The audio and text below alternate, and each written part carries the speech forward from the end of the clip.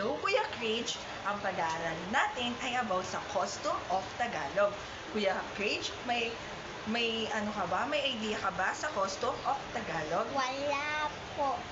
Okay, before we proceed our lesson, tatawagin natin si Ate Angel at siya magpapaliwanag sa iyo kung ano nga ba ang ibig sabihin ng custom of Tagalog. So, hello Korea Trip, Ay, si Ate Angel, and papaliwanag ko sa iyo kung anong ibig sabihin ng customs of Tagalog. So, ninimin ditong Tagalog is yung mga tao na namumuhay dati. Yun ang tawag sa kanila. Then yung customs man, kasi ang tinutukoy dito is yung uri ng pamumuhay na meron sila. So, ang ibig sabihin ng customs of Tagalog is yung mga yung uri ng pamumuhay na meron yung mga sinaunang tao. Yung mga native people sa Pilipinas. Ay, ipagpapatuloy ko, sinabi ni Ate Angel sa iyo, may 4 na antas ang katayuan ng pamumuhay ng mga tao noong unang panahon. Yun ay ang una is yung chieftain o yung dato. Yung dato, yung katumbas niya sa pamumuhay natin ngayon ay yung presidente o yung pinakamataas na namumuno sa Pilipinas. Sumunod naman yung nobles o yung maharlika. Yun yung sa kasalukuyang panahon natin na pag-aaralan natin is yung religious belief o yung mga paniniwala nila sa kanilang mga dating religion noong unang panahon.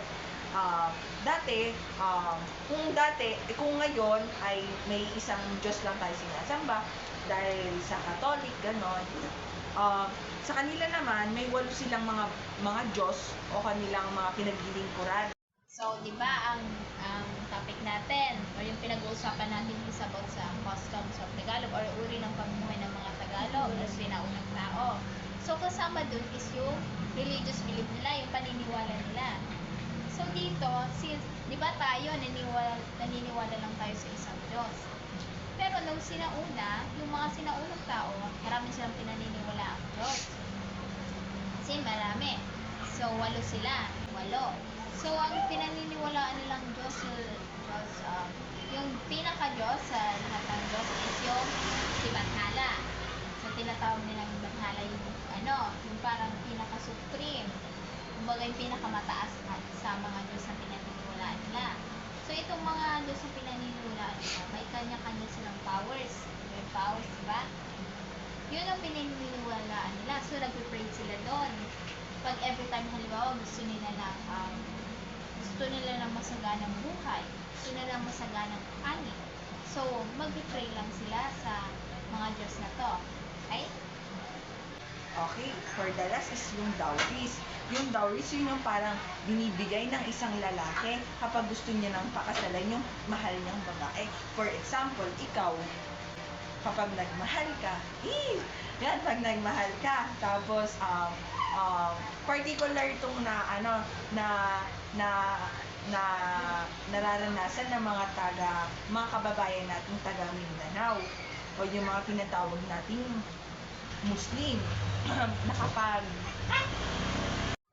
yung dowries kapag sa mga kababayan nating mga Muslim kapag for example ikaw kapag gusto mo nang hingin yung kamay ng babaeng mahal mo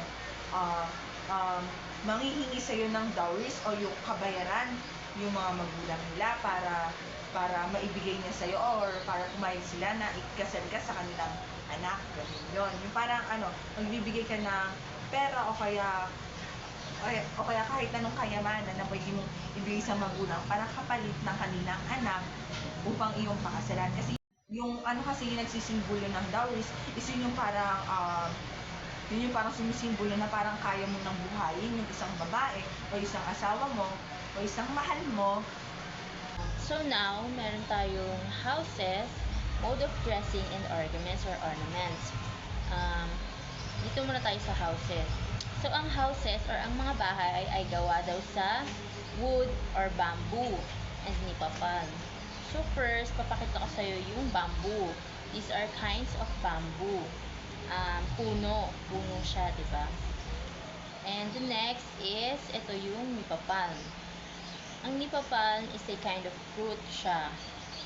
And mode of dressing naman, sa panlalaki, meron silang headgear or tinatawag na putong or putong. So, putong is symbolized the number of persons the wearer had killed. So ornaments naman is a art. Um, Ginagamit siya to embellish parts sa paggawa ng objects. So, these are the examples of objects na ginagawa nila.